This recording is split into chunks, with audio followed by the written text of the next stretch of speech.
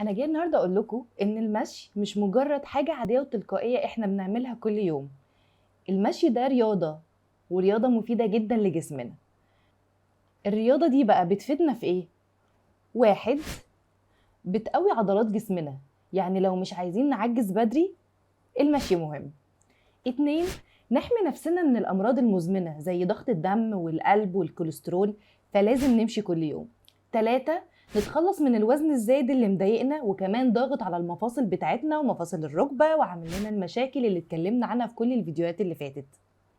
أربعة، في أبحاث كتيرة قوي بتقول إن المشي بيقلل من فرص الإصابة بمرض سرطان الثدي. خمسة، لو عايزين نحسن نفسيتنا ونقلل التوتر فلازم نمشي كل يوم.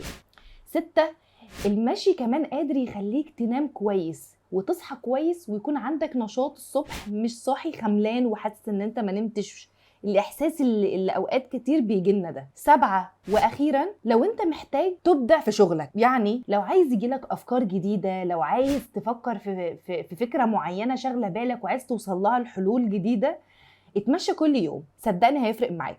يبقى كده احنا محتاجين كل يوم نمشي على الأقل من نص ساعة لساعة.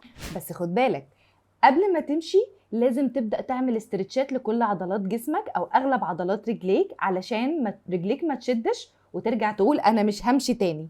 وكمان بعد ما توقف مشي نرجع نعمل استرتشات تاني علشان برضو عضلات جسمنا ما تشدش ونروح واحنا مش تعبانين. بس كده، النهاردة معلوماتنا خلصت، أشوفكم في فيديو جديد.